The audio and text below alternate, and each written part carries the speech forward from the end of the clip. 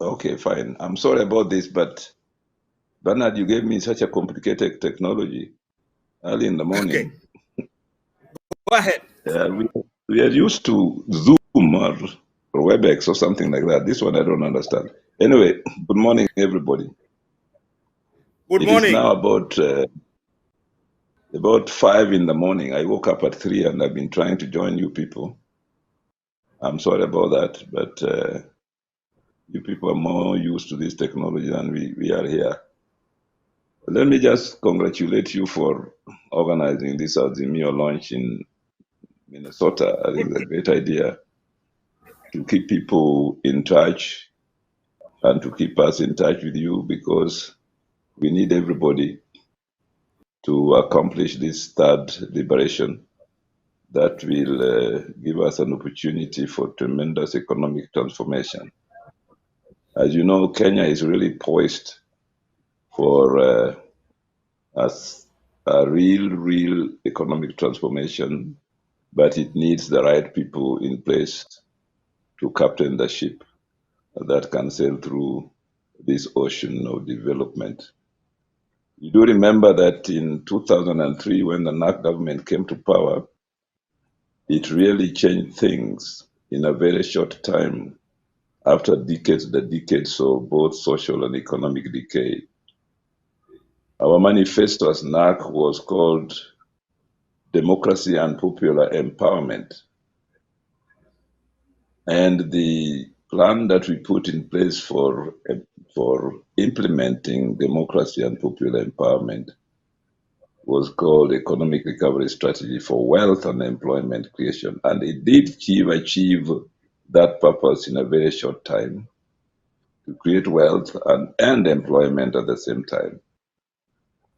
You understand that over the last couple of years, we have created wealth, but only for a small section of society, with very little popular empowerment. This is understandable, especially when the government is investing heavily in infrastructure, but at a cost that is not commensurate with what is being done. And even President Uhuru Kenyatta did accept that the cost is something to do with financing corruption at the tune of 2 billion shillings a year.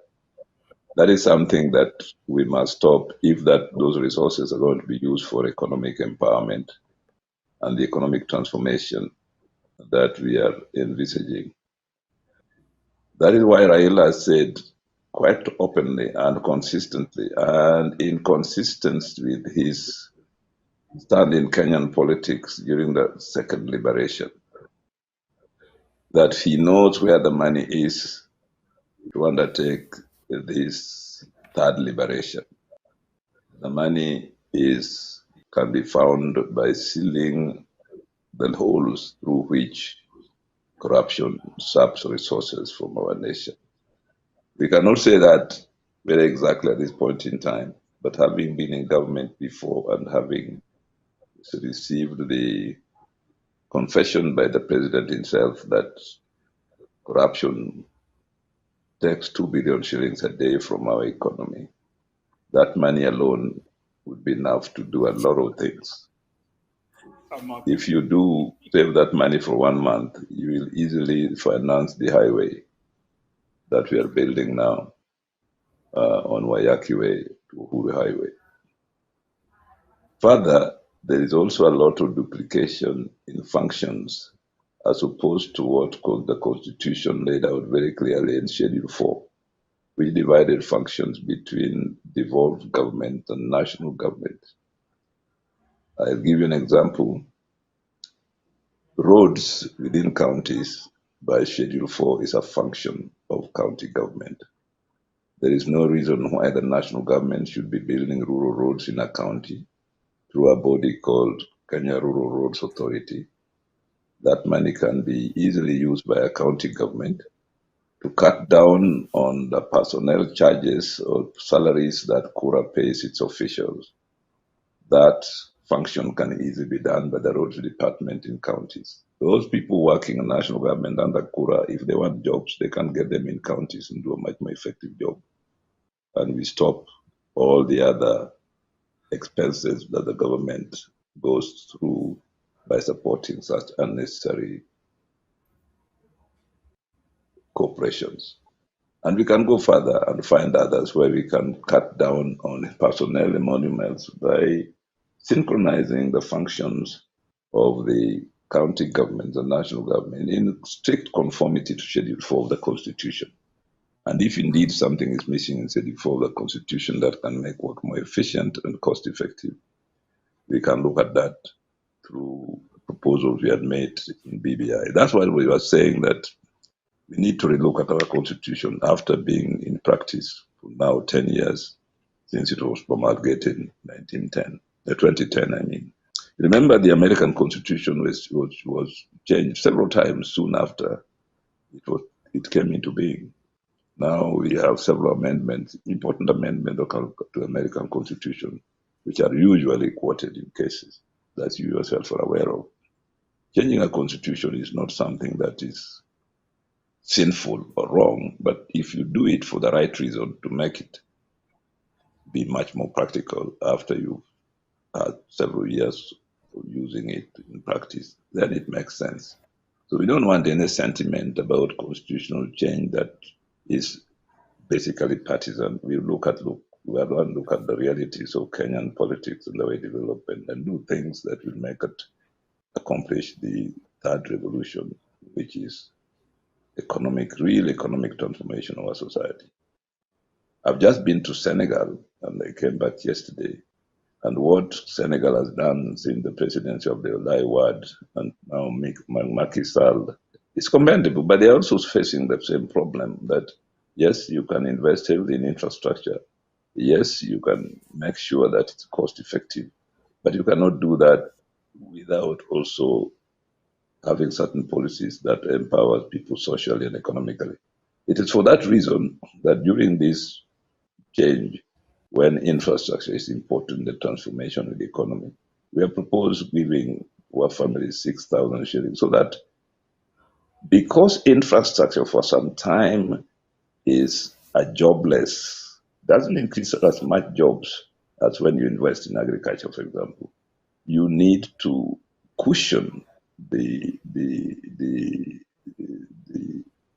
underprivileged society so that they too can be in a position to live a livable life. At the same time, you need to make education really, really supported by the state. Remember the NAC government made primary school education free. When we proposed it, people said it's not possible.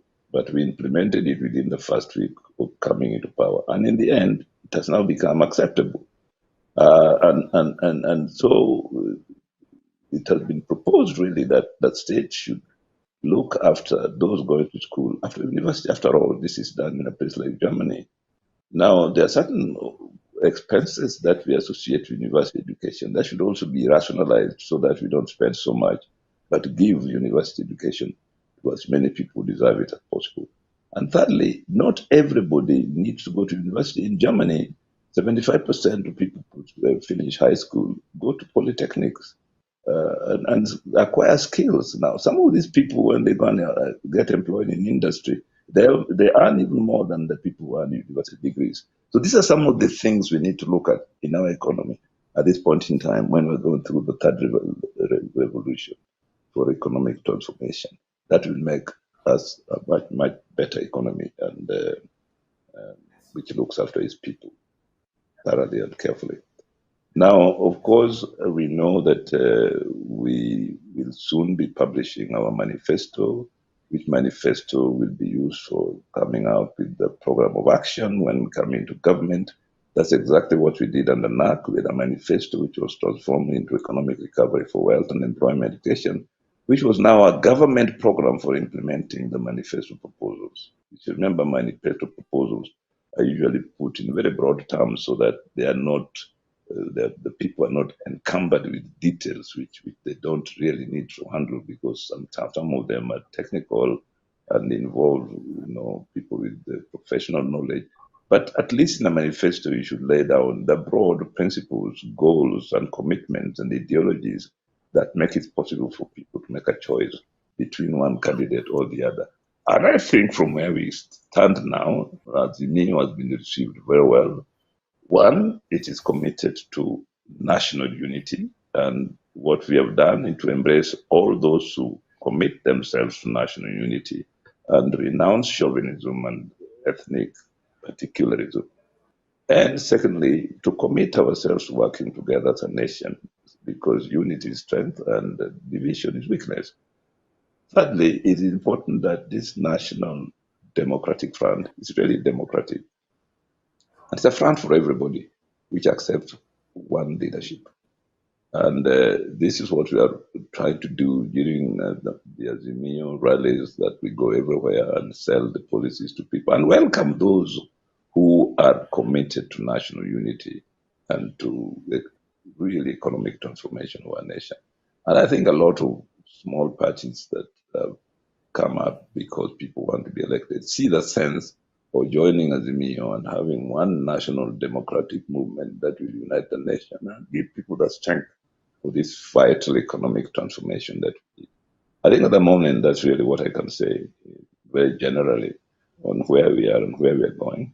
And obviously, elections are not cheap things. You have to travel, you have to give information to the social media, through newspapers, and so on.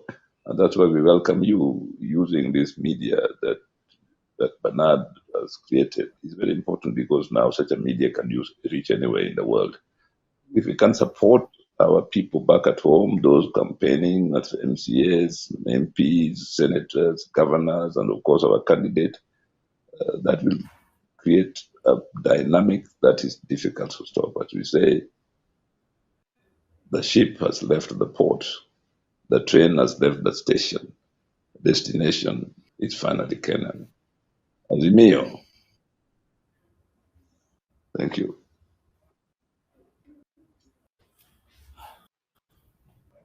Thank you very much, sir. Colleagues, we appreciate your time. Thank you very much. Thank you. Yeah, any question? Young. Wait. Young. Yes. Any question for Professor? Any question for Professor? Any question for Professor? Mheshimiwa. Yeah. Mheshimiwa, go forward there. Go front there. Go front there.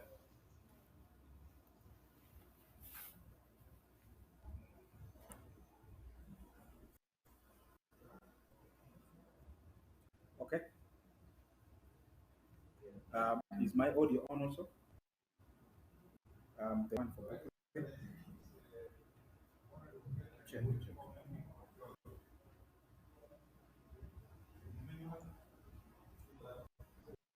Bernard, you may have to repeat the question because I can't hear it. Okay. Mheshimiwa, come and ask the question over here. That microphone is not working good. Come over here, please. Thank you. Yeah. Yeah, let him come up here. Let him come. Okay. Mheshimiwa, come here, please. Yes, come. Mheshimiwa, come.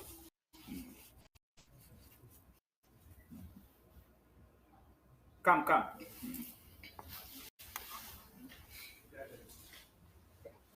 Professor, how is Kisumu? Kisumu is fine. That's good, Professor. Okay, Our former MP Go for ahead. Bomachoke. Former Yeah. MP for Bomachoke is coming to our session. Okay. Yeah. He's coming. I mean, the former MP Machoge, the die-hard Ford Kenya supporter for Jaramogi is here. I think you'll know him. What is his name again? Your Excellency. Yeah. How your name first? Ferdinand Obule, former Okay. MP. Obamachog, I remember, yes. Yeah. Yes, you remember. Just to thank you very much for a good speech, and we wish you well, and all of us trying to do our best. Here we have opened the chapter from Minnesota and other places.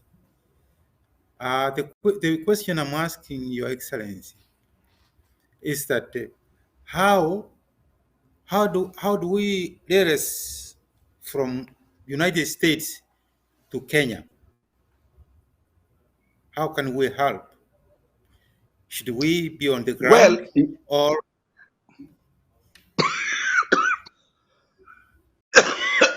sorry. people that we work? Well, you know, there are several ways of helping, really. What you are doing now is actually part of the help of interacting with us and knowing what's going on and making suggestions and encouraging. That's help. But the other help is really material. As you know, you have been a politician, you know, elections in this country cost something, like they do elsewhere. I mean, people have to travel, people have to accommodate themselves, people have to advertise in the papers, people have to, you know, during nominations, have to print stationery. All those practical things of running an election cost something. And not just in Kenya, but elsewhere. You know, in the US during elections, they're fundraising, candidates fundraise and so on. So I think fundraising to finance the electoral process is very important. And everybody who supports a cause, that is a contribution that one has to make because it is a practical contribution. So one, I would say two things really from the US. One is doing the thing you are now doing and making it known that Azimio exists, these are its policies, and we are keeping on what's going on and enlightening the people in the US. And secondly, apart from raising that awareness, is realizing the goals of Azimio, the coming into government. I mean, it's no longer having Azimio if it cannot come into government and create change. I gave you the example of National Rainbow Coalition. If we had not formed the government in 2003, Kenya would be very different today because the same Nyong'o era would have continued, and there would be much more economic decay and backwardness than happened under NAC. You know, remember under NAC, within the first 2 weeks, people were arresting policemen on the streets for taking bribes. Unfortunately, we lost that spirit and commitment. But this is where I think we come in. You come in. Okay. Thank you very much for answering my question. Another question, Prof. Yeah.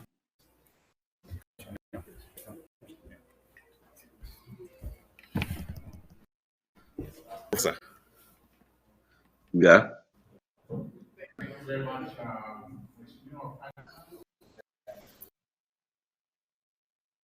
Bernard, you may have to repeat the question. I can't hear it.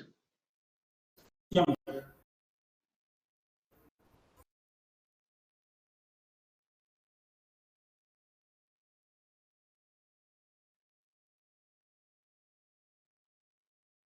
Bernard?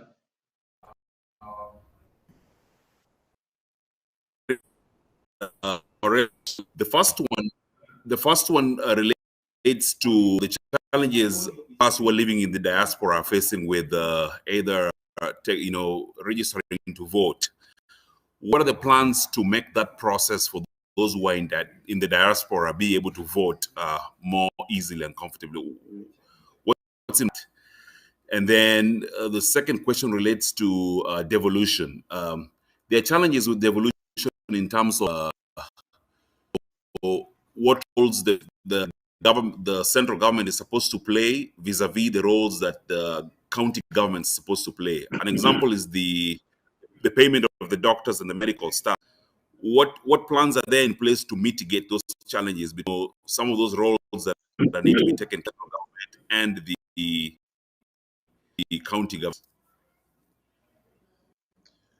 You know, the doctor's training is a very simple thing. I mean, the Constitution says that the national government is responsible for training and research, and policy, national policy on health.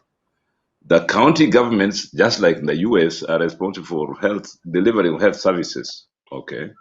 Now, the problem has been that county government employ and pay all personnel, be they doctors, nurses, clinicians, researchers, and so on. The county governments employ and pay all of them. When it comes to training, for example, in-service training, then our doctors leave the counties to go to MTRH or Jomo or Kenyatta National Hospital to be trained. Then the national government says, while they're being trained, we pay them. Now, this is an anomaly. You can't pay somebody when it's not rendering you service. We are expecting to provide medical services, and at the same time, we are deprived of our doctors when they are training, and we are expected to pay them. So we said, well, this is a dishonesty on the part of the national government. This must be straightened, so that when doctors go for training, the national government takes over their salaries and remunerations. When they leave training and come back, then we pay them. It's just fair. That's one. Secondly, it is quite clear that although the Constitution says that at least 15% of the national budget should go to the counties, quite often it is hardly 15%. And even if it is 50%, very often it is disbursed very late. So if it is disbursed late, it means the county government accumulate a lot of pending bills, and pending bills attract interest. So these are some of the things that at least Azimio intends to correct. They are basically mentality in the national government, which is trying all this time. I've been trying to deny the reality of devolution, so that it can keep for itself more power than it deserves under the Constitution. Basically, as a governor and having been in the Senate, I've seen and I've known this is the problem. So what we in the Council of Governors try to do is to try and get money from development partners that can help finance development, particularly because money going to development in the county governments is very little. Most of the money goes for remuneration and personnel emoluments and so on. And that is an anomaly because the money that goes to the national government for development is enormous. And then the national government has the advantage of being able to borrow. And they can borrow and increase the ceiling for borrowing through parliament, as you saw recently. Whereas the county government, in order to borrow money, you have to be credit rated. And that credit rating is controlled by Commissioner for Revenue Allocation, which is the national government institution. At the moment, there are only 4 counties which are credit rated. That is Makueni, Bungoma, Laikipia, and Kisumu. And none of them has been able to borrow money from the capital markets, because once you are credit rated, the process of borrowing money from the capital markets again depends on the national government to clear you. So there are too many obstacles to resource access for the counties that really doesn't give the opportunity for county government to do what they are potentially capable of doing. And if you compare devolved government in the US to devolved government in Kenya, the US devolved government is to the states and to the counties in the US. It's light years apart. These are some of the things that we wanted to correct in the constitutional amendment that we're proposing, the BBI. But of course, you know what happened. I hope that when Azimio comes to power, as we have said that we will allocate to counties at least 35% of the national budget, you'll see much more resources in the hands of the county government to perform the devolved functions that are stated clearly in Schedule 4 of the Constitution. Professor, Dr. One of the chairman is also asking a question. So a quick one, Dr. Yugi, a quick one, then we are done. A quick one, please. 1 second, Dr. Yugi, we are queuing you in. Bring in, okay, unmute Dr. Yugi. Go ahead. Unmute Dr. Yugi. Yeah, unmute Dr. Yugi. Dr. Yugi, go ahead. Hey, Prof, how are you? Sam, how are you? I'm good. Good to see you. I can see you look good, man. Thank you, thank you. Mine is not a question. I just wanted to emphasize how the diaspora can really participate in a tangible way. And I know that having participated in 2007 election, I know that one of the ways that they can participate is really voters protection, and that requires people really working, doing things in their villages that are tangible, like getting people to vote. and voters protection, and that involves money and coordination. And if each and every diaspora really kind of owns their village or owns their local areas, it makes a difference. I know during 2007, I went to Suba and it really made a big difference. So just talk about that and encourage the diaspora that they really, really need to do that, because no matter what we do, if we don't protect votes and we don't get people to get out of to vote, because there are a lot of limitations for our people, then it may not, this may not come true. But I think this time is coming true. So just talk about that briefly. I think, Sam, you're right. In fact, I would add to that, really. Now, you and I are now talking through this medium, okay?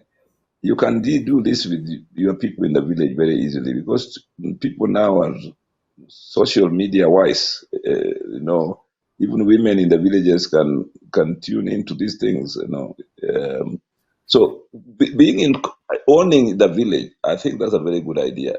Owning an electoral area, knowing who is standing, knowing who are mobilizing the voters, encouraging them, supporting them to not just to mobilize, but also to protect the votes on voting day is very important. You can own a village, not just in your home area, but even elsewhere where we have friends, for example. Now we are touring the country. I get asked for help in a constituency in Nyeri or in Vihiga. Just yesterday, somebody was calling me from Vihiga, saying he's standing on Azimio, having difficulty getting caps and so on. You see, just being in touch with people where it matters, where the vote is mobilized and the vote is cast. I think, Sam, you are very right. And it just depends on individual initiative, really. It's not something that one can be taught. It's just individual initiative and commitment, and it can achieve a lot, by the way. I know in my own constituency, when I was standing as MP, I did get a lot of support from people who are abroad, you know, just by supporting some MCAs, whatnot, you know, standing for elections. Thank you. Yeah. I think some doctor is done. Okay. Thank you so much. Okay. Dr. Yugi, did you finish your question? No, it's all well answered. It was not even a question, but Dr. has addressed It's it. just a conversation, really. Yeah. Yeah, I just want to encourage everybody to really own their village, really do something, however small it is. If we all do something, it multiplies. And that's very important. Yeah. Just like now we have chapters in Dallas, chapters in Houston, chapters in DC. And so we are all doing something small, and it is becoming bigger in a way. So that's why we are coordinating all these chapters to work together. Thank you. Thank you very much, Professor. Governor, can you make your concluding statement, please? Because of time, we need you to rest also. You know, Bernard, it is what is going to 5:21, so it means as the birds are singing in the morning for people to wake up, I'm going back to bed. Anyway, but let me thank you so much for this initiative. I think we should do it more often so that we are in touch. Let me also say that in a couple of weeks' time, from May 17th to May 21st, we're going to be holding in Kisumu a very, very important Pan-African meeting called the AfriCities Summit, the 9th Summit of AfriCities. AfriCities, organization of AfriCities activities, are coordinated and organized by the Union of Cities and Local Governments in Africa, which is really the Pan-African organization for devolved units in African governments. It's important because it carries on the battle or the conversation on how devolution as a whole in Africa can be a vehicle for popular participation and development in Africa. And we do meet to compare notes, especially given the current two factors facing the world that the world is least prepared for, even up to now. That is climate change and pandemics. We may have seen the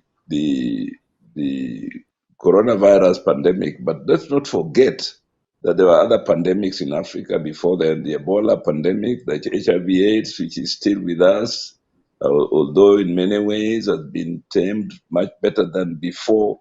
And we don't know what other pandemics may come in the future. So the preparedness of Africa to deal with any pandemic in the future, given our experience so far with pandemics, and also the preparedness of Africa to deal with effects of climate change. In Kisumu County, we know what climate change really is from what we experienced last year and this year, not this year, but last year, with regard to the rise of the levels of the lake and the torrential rains that came and filled the waters of River Nando with tremendous floods and the amount of wealth, and we lost and opportunities for development, diverting our resources from investments in agriculture to dealing with disaster management. So, and this is not just here, it happens elsewhere too. And the social conflicts that emerge in various parts of Africa as a result of this climate change and disruption of the environment, especially in pastoral societies, you know, and arid areas. So the Afri-Cities Convention in Kisumu is going to be discussing how urban areas, by the way, most Africans are going to be living in urban areas in the next 30 years. It's estimated that by 2050, 50% of Africans will be in urban areas.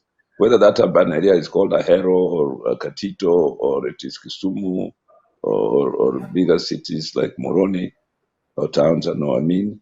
But more and more people are going to be living in urban areas. So the urban environment as a scene of habitation and human survival must be looked at very carefully and planned for if we are going to be living in sustainable societies and equitable societies from now on.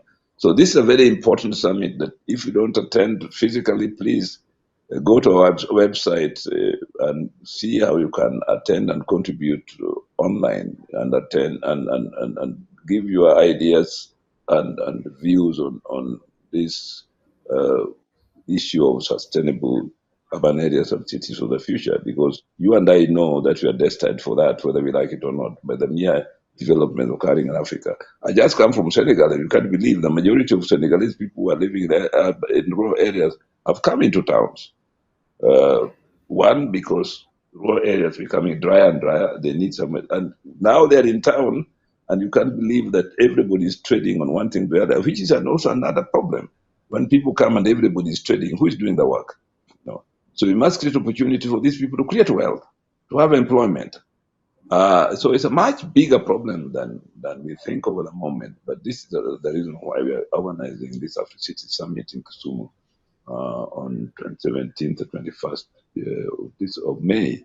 The last Afri-City Summit was in Marrakesh in November 2018, and is the one which focused on the issues to be discussed in Kisumu in a couple of weeks' time. I've just come from Senegal, where the Senegalese is taking it very seriously because they know exactly what it means to them. And I had an audience with President Macky Sall, who is himself coming as chairman of the AU. So I hope that this is something that can attract the attention of Kenyans in diaspora. Thanks.